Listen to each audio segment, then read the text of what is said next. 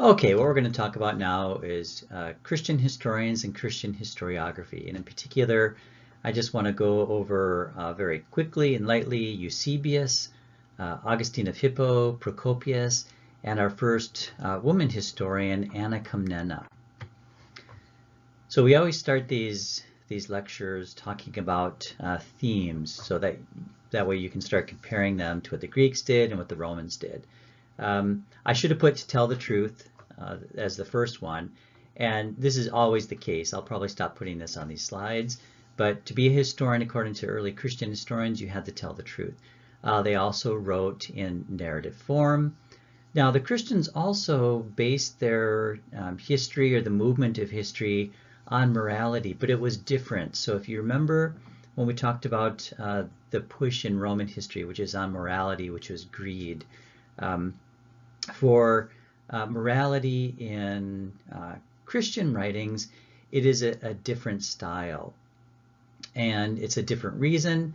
And if you're familiar with Christianity today, it's all based on sin and people doing the wrong things and against what they believe the Christian God wanted them to do.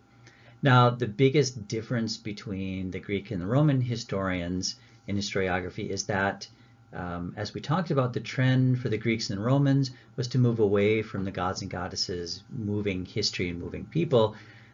We moved directly front and center back to that idea with the early Christians, and that, as I put up here, the divine rules and guides all. For early Christians, a big difference between the Greek and the Roman historians is that sources are now acknowledged. And you sometimes saw this in the Roman historians in particular, but in the Christian historiography, you see, especially in Eusebius, where he says, Annulinus says this, or so-and-so says this, and then they'll give a big quote from an ancient writing. One of the main reasons for doing this is that they had to prove their point, and this was one way that they could do it. The sources, a big source for early Christians, of course, is the Bible. They believe that this was God's word and that it was inspired, which is the same thing, and it was the source. Chronology. So you do get some similarities with Roman chronology in terms of things being cyclical, especially when you talk about, and I give a quote or a section here from Brysock on page 77, where it's circular within a linear time frame, meaning you've got sin, judgment, and restoration. That can be seen as a circle, but overall, timeline for early Christians was very linear. You've got creation at the very beginning, you have the birth of Christ, and then you have the end time. So you do see some similarities and some differences. In terms of other themes that are very different, you've got God creating the entire world, God living on earth in the form of Jesus, and then God will come back. So these are all major themes in Christian historiography. In terms of chronology, now maybe I should have moved this up on the slide. The way that some early Christians look at chronology differs. So in general, you've got this idea that there are 6,000 years since the time of creation, and this is coming from the book of Genesis, where it talks about the 7 days of creation, where in 6 days God created the world and everything in it, in the universe, and on the 7th day he rested. There's also another passage in the Bible that says for each day of creation equals 1,000 years. So some early Christians took that literally and said, okay, everything is 6,000 years old. And of course, again, just to stress the point, everything is divinely guided and inspired in Christian historiography. So the first historian we're going to take a look at is Eusebius from the city of Caesarea. So I've given you his dates here. There's quite a bit that was going on during his life that affected the way that he wrote his history. And I should say that the book that you're reading here is his Ecclesiastical History, or the History of the Church. So one thing that was happening during his lifetime was persecution, especially during the reign of Diocletian, who was ruling in the 280s to the early 300s, which is right the time frame that excuse me, Eusebius was a young man. I put a little note here. In general, we think of early Christians as being heavily persecuted. I will say that there's a trend in modern historiography to question some of that. But anyway, maybe we'll get into that a little bit later. Eusebius was the bishop of Caesarea. He was appointed around 313, and he was also involved with Emperor Constantine, who, if you remember your World Civ 1 course, was the very first Christian emperor. In terms of a little bit of background of Eusebius, he was an Arian, which was a version of Christianity that was different from what will become Catholic Christianity. So he ended up being condemned at a church council for some of his beliefs, but later became what we called Orthodox, which means the correct form or the Catholic form of Christianity. I mentioned he was involved with Emperor Constantine. We know that he wrote something called a panegyric, which is a speech of praise for Constantine on his Tricentennalia, which was Constantine's anniversary of his 30th year of ruling. He firmly believed that the emperor was God's representative on earth, and as I as I said again, he cites most of his works, most of his authors, most of the time. In terms of his purpose, one thing to remember for Eusebius is that he saw himself as the very first person to write Christian history. And this is really important to remember because we can sort of compare him with Herodotus being sort of the father of history. Eusebius is considered to be the father of church history. Now, what he's going to do in this church history is record the lines of succession from the apostles. One reason he's doing this is because in a lot of churches in the late 200s, early 300s are arguing with people who believe that they are the correct bishop. And so what needed to be created was a line of succession. So going all the way back to Jesus, to the first apostles, to those people that they anointed as bishop from that time. And he needs to do that. So this is one of the reasons why he writes his history. He'll talk about some of the main events in Christianity, plus in Judaism. He talks about some of the leaders and what I've called heroes in Christian communities. And for heroes, I mean people who were persecuted in the church and had a big impact on that. He also likes to name and give dates for what he considers to be heretics or people who are not within the Catholic faith. He talks again about the persecutions, the martyrdoms. So people who are martyrs are people who die for their faith. And he really worships Constantine. So he talks about Constantine sort of delivering the Christian church. And of course, it's with Constantine that you get Christianity first recognized as a legal religion. He also, part of his purpose is to tell what he considers to be the correct version of the history of early Christianity. And of course, he firmly believes that Christianity is triumphant. And so all these things are going into the writing of his history. In terms of his sources, so he has access to a list of bishops going back excuse me, to the beginning, at least for some of them. He has written sources, so some early Christians and pagans that he has access to in his library at Caesarea, and he acknowledges them in his writings. He's got letters or correspondence between various bishops, so he inserts those into his history. And of course, the biggest source is the Bible. You can see here in his introduction where it's said that his history is, quote, people not by men of events, but by those who wrote books. And then in his later history, he's living through this, so he's his own eyewitness and he lives through all this persecution.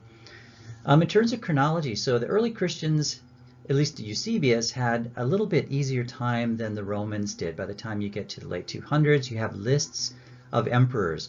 So he could go back and use the list of emperors and say, when so-and-so was emperor, these things were also happening.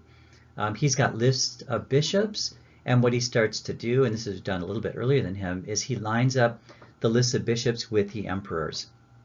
And Eusebius also wrote his own chronicle.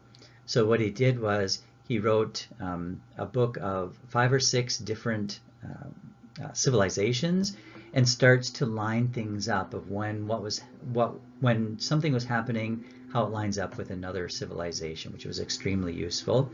There is still some confusion in this chronicle, but what starts happening is that Christians realize that the birth of Christ can act as sort of year 0 in a calendar.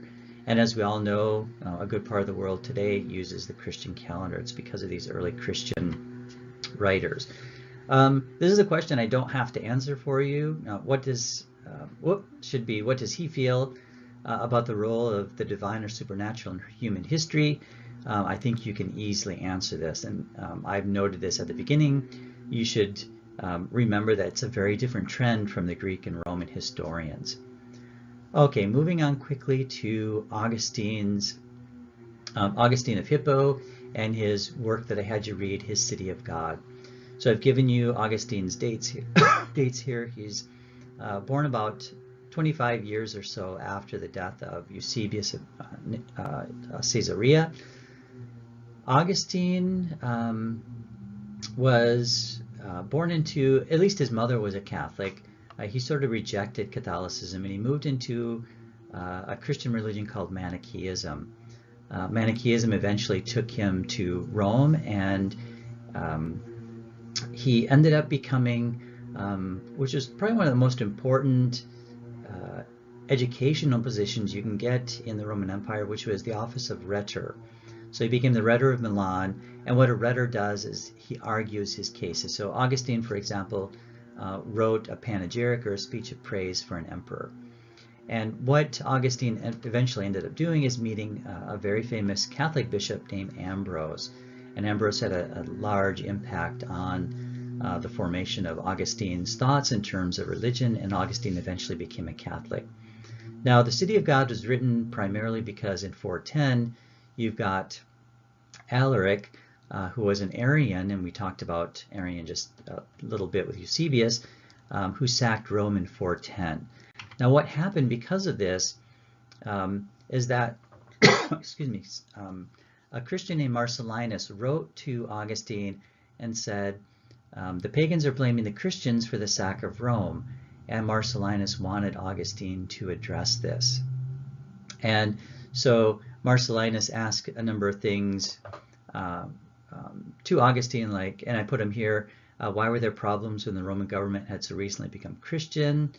And then I just give you a little bit of background on Marcellinus. It's not totally important for the discussion here, but what is important is that Augustine decides to answer this, and I should have brought my City of God. It's in my office. It's a massive work published by Penguin today in his response.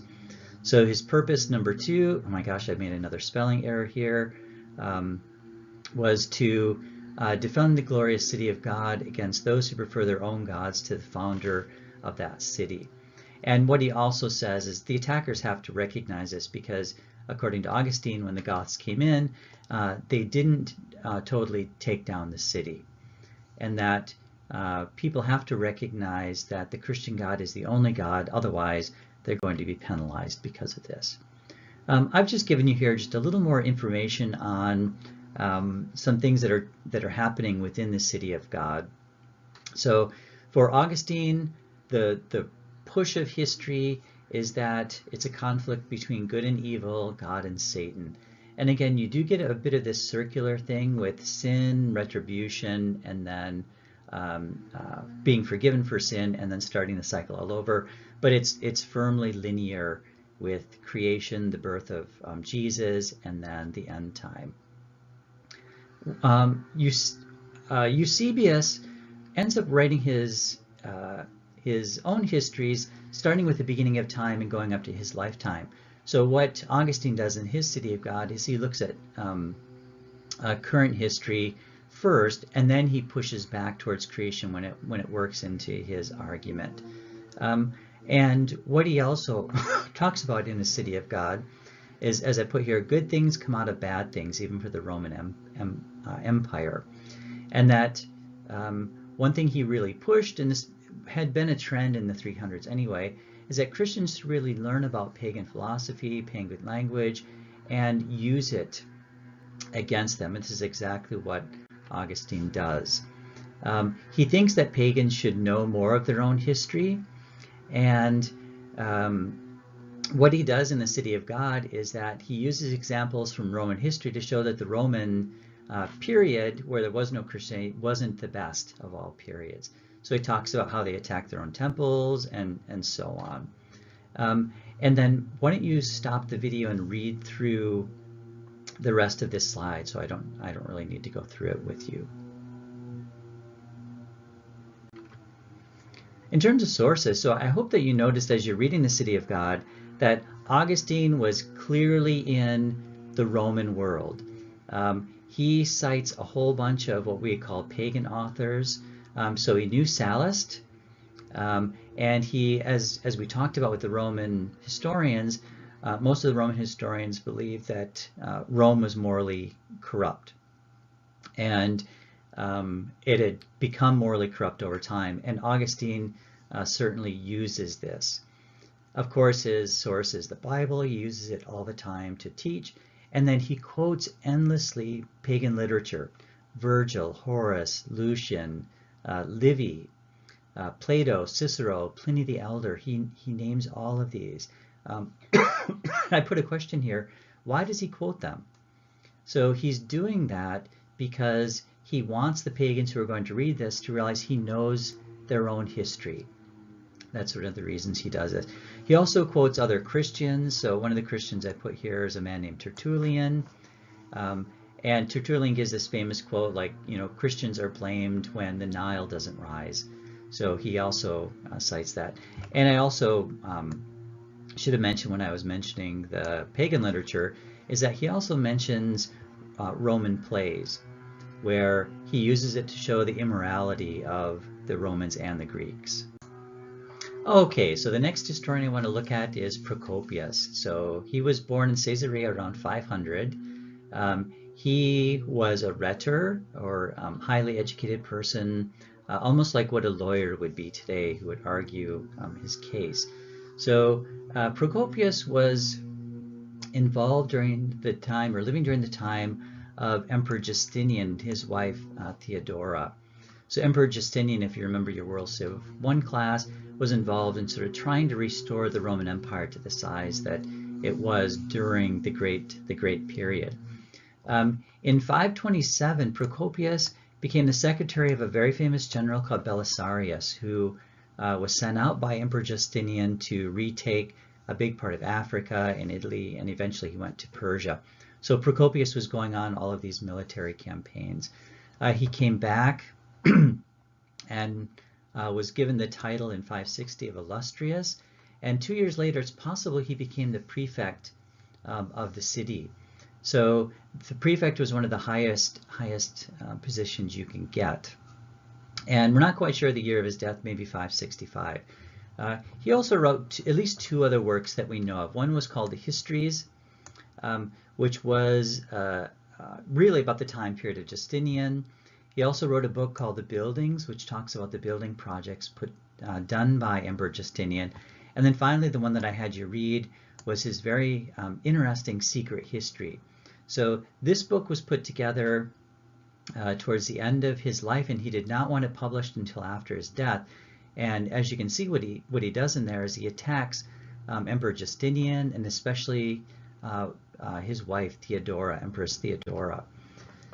So the purpose of this book, what he wanted to do is to really fill in the details of what he was afraid to write earlier. And again, this is an extremely important book because without it, we would have sort of a good view of Emperor Justinian and Theodora. Now, what Procopius gives us is just the opposite. And it's an interesting work, too, to think about, because what our history would have been like of Justinian without this. And what he also does, one of the purposes, is that he writes to inform future leaders that their misdeeds would overtake them, meaning he really wanted this book to be used to show how rulers should act and not how they shouldn't. Okay, the last historian that I've had you read is our first woman historian, Anna Komnene. So she was born in around 1083 AD. We know that her husband was a historian as well, and she sort of takes up this from him. Her work is titled Alexiad, and she named this after her father, Emperor Alexios Komnenos, and he's fairly famous in history. So if you remember your World History 2 course, it's Alexios Komnenos who starts the First Crusade, who called on Pope Urban II to bring people into this general area so that Alexios could win back the Holy Land. So this book is extremely important. This history is extremely important because she writes about the Crusades, and she also writes about in detail about what her family is doing. Now, she has sort of a little bit of a bitter history because she was firstborn, and so she expected to become empress, and she was not happy when her younger brother John came along and ended up taking the throne. She thought that she should be part of it, or that her husband should be emperor, but that never came across. The purpose in her writing is to make sure that things that were normally forgotten would be remembered. And this is really the purpose for a lot of the historians that we've looked at and the reasons why they wrote their history. Sources. So if you compare her work with Augustine's City of God, you'll see some parallels in terms of sources. So she uses a lot of the, quote, pagan writers, Sophocles, Homer, Euripides, and of course the Bible. She also has access to documents in the kingdom or the empire, and of course eyewitnesses, because of course her father is the emperor and her brother eventually becomes the emperor. I do want to end this discussion on Christian historiography by asking you a question which I'm not going to answer. So she tells the reader at the beginning of her history all of her education. Now what I want you to do is to think about why she needs to do this, and I think you can get this answer pretty quickly.